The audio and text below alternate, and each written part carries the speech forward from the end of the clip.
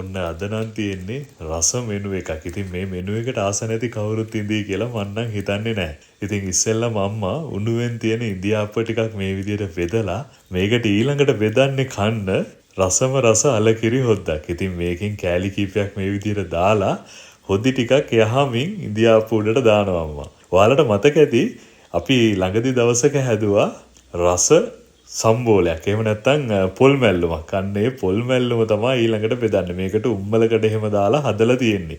මේ විදියට හදන පොල් මැල්ලුම. එහෙම නැත්නම් කහ සම්බෝලේ හරිම රසයි ඉන්දියාප්ප වලට නියමෙටම ගැලපෙනවා. ඊළඟට අම්මා බෙදන්නේ මේකට රසම රස හුරුල්ලෝ මාළු හොද්දක්. ඉතින් හුරුල්ලෙක් මේ විදියට බෙදලා හොදි ටිකකුත් උඩින් දානවා. ඉතින් මේ ටික ඔක්කොම එකතු වුනහම මාරම රසයි. මේ හුරුල්ලෝ මාළු හොද්ද හදන විදිය අනිවාර්යෙන් රෙසිපි එක අරගෙන එන්නම්. ඒක ගොඩක්ම රසයි. ඉතින් ඔයාලා මේ විදිහට ඉන්දියාප්ප හදනකොට ගලපගෙන කන්නේ මොනවත් එක්කද කියලා කමෙන්ට් එකක් දාගෙන යන්න. ඔයාලගේ රෙසිපි මොනවද කියලා කමෙන්ට් එකක් දාගෙන යන්න.